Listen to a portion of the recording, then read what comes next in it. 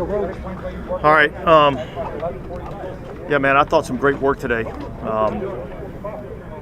Guys had to kind of push through the environment just a little bit. It's hot out here. But nobody's going to care come next season. Nobody called and asked anybody where we wanted to play, when we wanted to play, what type of temperature we wanted it to be. They tell us where to play, so we got to be ready to play in whatever type of environment that we're asked to play in. So I thought it was good that the guys, were able to kind of push through it today, and we're getting some good work done. Yeah, you saw a jump in production last year, like Carl Granderson from the previous year.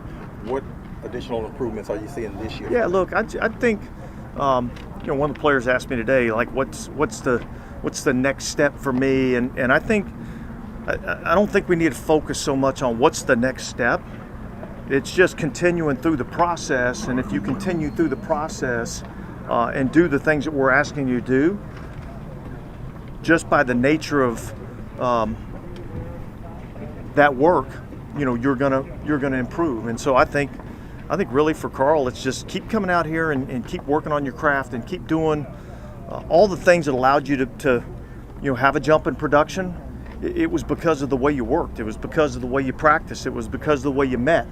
And I think that's where the focus is. And I think if he does that through experience, naturally he's going to get better.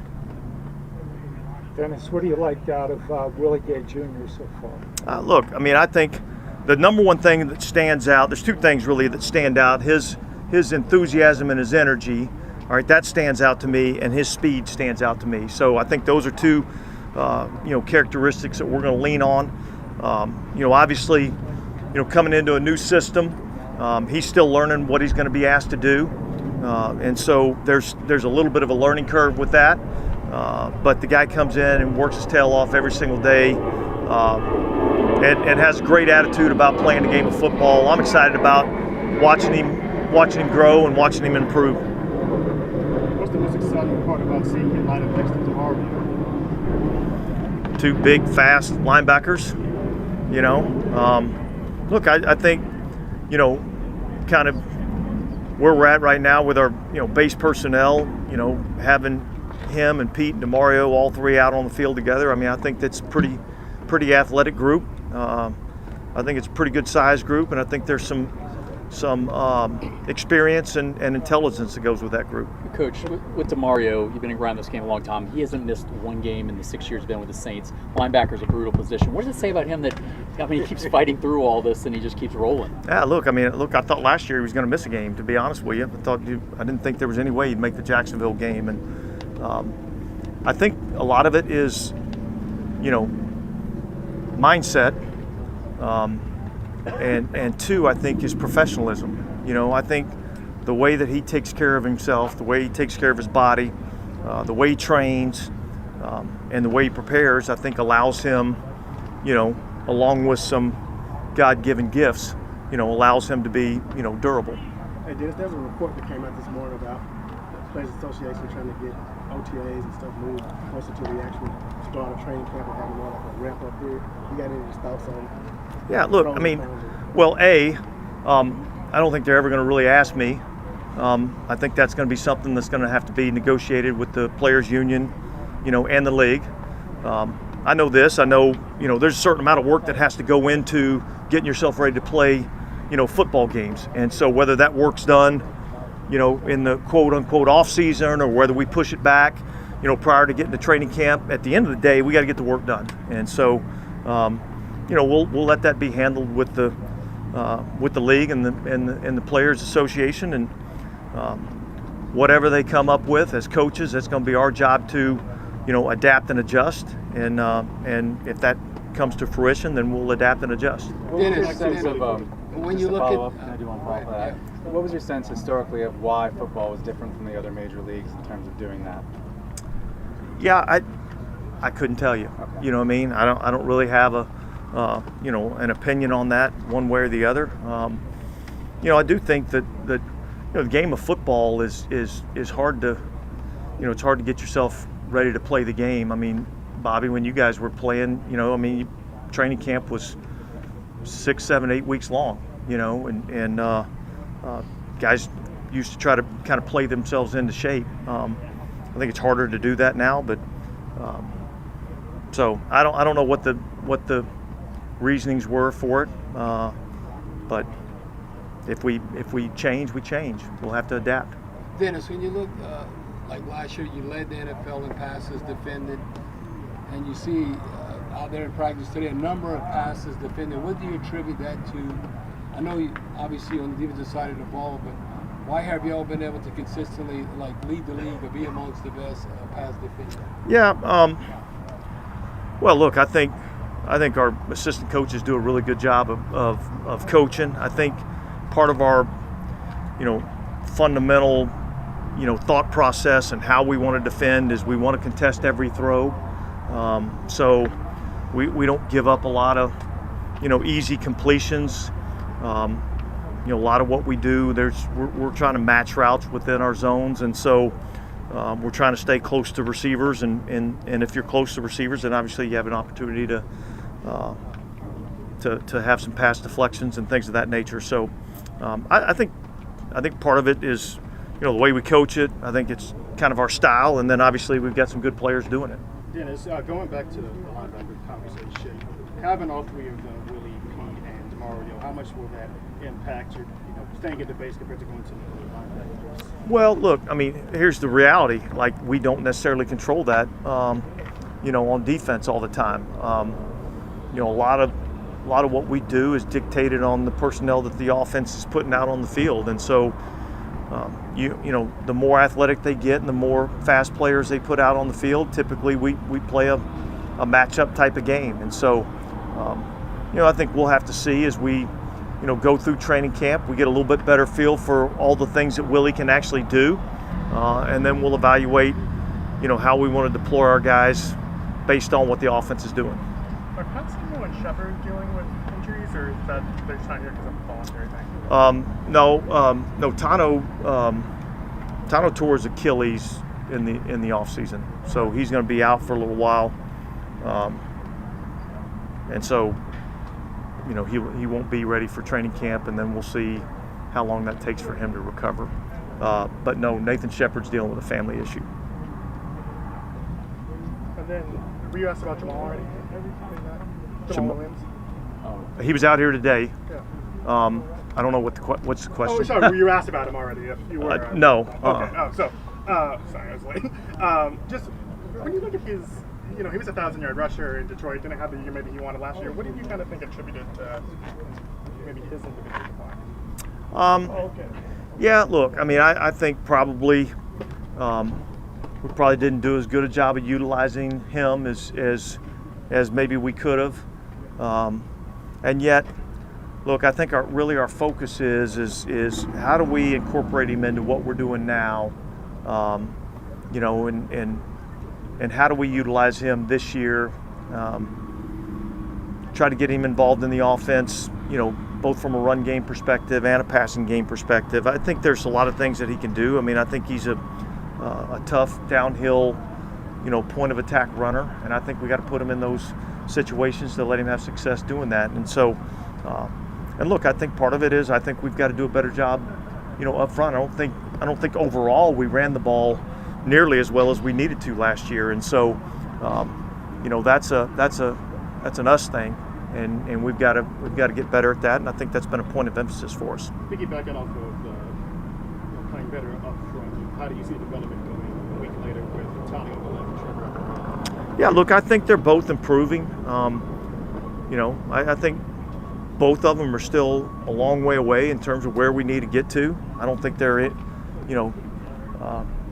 too dissimilar to a lot of guys on our team right now. I think we've got a lot of work to do. I think we've got, a lot of areas that we can improve in. And, I just think we got to utilize this time that we're out here to try to do the best we can to take advantage of this time and improve our skill set and our game, and then and then we'll get ready for training camp.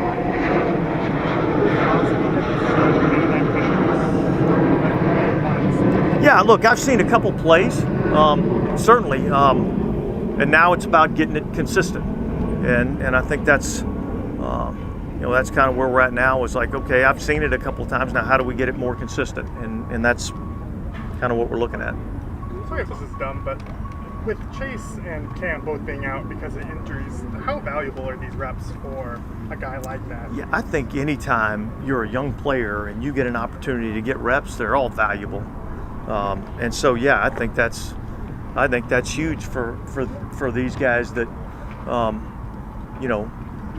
look, it's unfortunate when, there's injuries that happen ahead of you. And yet it's an opportunity for you to step in and get an opportunity for more reps, potentially more playing time, all those types of things. So I think in particular the young guys this time of year I think is valuable.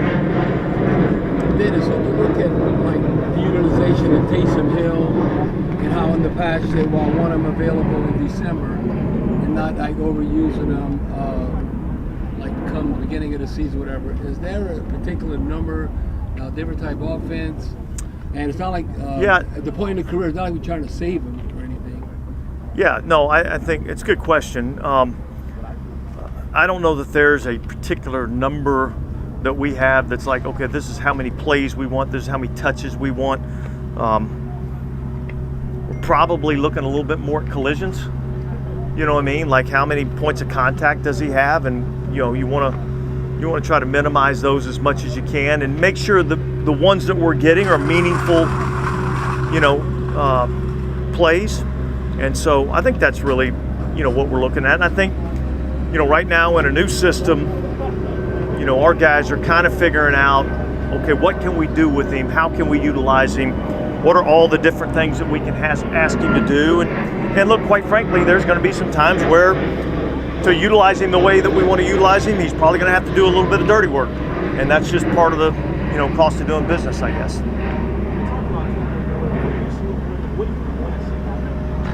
Well, what I want to see from him is more consistency. And that's probably a general theme with most of these young guys.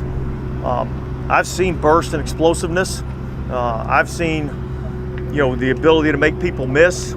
I've seen good vision, one-cut ability, and yet I want to see it more often. I want to see that speed more often. I want to see that intensity more often.